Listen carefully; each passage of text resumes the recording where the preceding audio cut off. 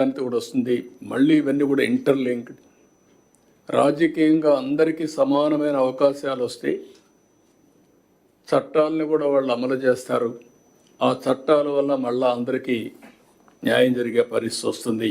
ఇవన్నీ కూడా ఇంటర్లింక్డ్. 91లో ఆర్థిక సంస్కరణలు ప్రారంభించాం. ఈరోజు ఆర్థిక సంస్కరణల ఫలితాల వల్ల సంపద సృష్టించబడతా ఉంది. ఇంకా లాస్ట్ మైల్లో పేదరికం ఉంది. ఇది కూడా మనం అందరం ఆలోచించుకొని అలాంటి సమర్థవంతమైన ఆర్థిక విధానాలను మనం తీసుకొచ్చి ఏ విధంగా ఆ సంపదను మళ్ళీ పేదరిక నిర్మూలన కోసం, జీరో పావర్టీ కోసం ముందుకు పోతా మనం ఆలోచించాల్సిన అవసరం ఉంది. మొన్న కూడా మేము చూసాం, సోషల్ రీఇంజనీరింగ్ చేశాం. ఏదైనా సరే అందరి మనోభావాలు గుర్తుపెట్టుకోవాలి. అదే సమయంలో మనం కానీ క్యాస్టో లేకపోతే రిలీజియనో ప్రాంతమో ఇవన్నిటి పేరిట డివైడ్ అయిపోతూ ప్రమాదం వస్తుంది. ఇవన్నీ కూడా సమతుల్యం పాటిస్తూ అందరినీ సమానంగా గౌరవిస్తేనే ఈ రాజ్యాంగ స్ఫూర్తిని కూడా మనం కాపాడినట్టు అవుతుంది.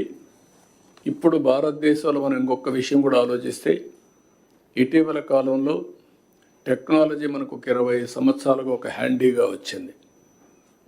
నేను ఎప్పుడూ చెప్తా ఉంటాను, బ్రిటిష్ వాళ్ళు పోతూ ఇంగ్లీష్ వదిలిపెట్టిపోయారు.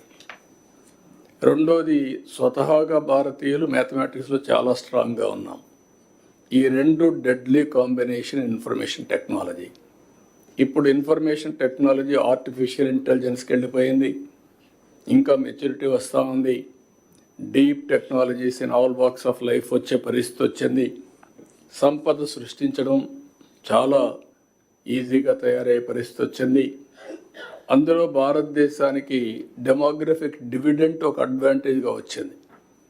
ఈ 75 సంవత్సరాల ఏదైతే రాజ్యాంగ దినోత్సవాన్ని మనం జరుపుకుంటున్నామో ఆ రోజు మనం ఆలోచించుకోవాల్సింది, మనకు ఒక డెమోగ్రఫిక్ డివిడెంట్ ఒక అడ్వాంటేజ్ వచ్చింది. కొన్ని దేశాల్లో ఏజింగ్ ప్రాబ్లం క్యాచప్ అవుతుంది.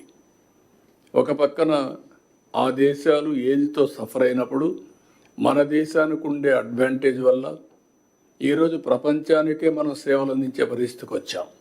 ఈ విషయం కూడా గుర్తుపెట్టుకోవాల్సిన అవసరం ఉంది. ఆఫ్లైన్, ఆన్లైన్ ఇవన్నీ కూడా.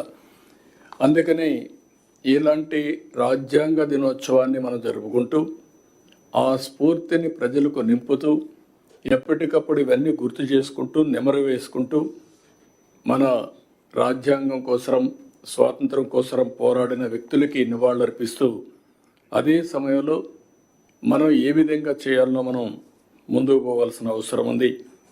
పోయిన 5 సంవత్సరాలు కూడా ఎందుకు చెప్తున్నానంటే, నేను మర్చిపోదాం అనుకుంటున్నాను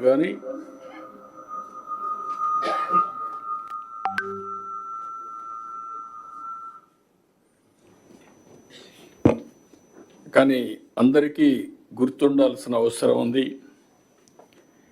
వ్యవస్థలన్నీ పూర్తి కూడా ఇప్పటికీ నేను 4వసారి ముఖ్యమంత్రి అయినా ఇప్పటికి కూడా నాకు ఇంకా పూర్తిగా విధ్వంసానికి గురైనటువంటి వ్యవస్థల్ని రివైవ్ చేయడం ఇంకా టైం తీసుకునే పరిస్థితి వస్తా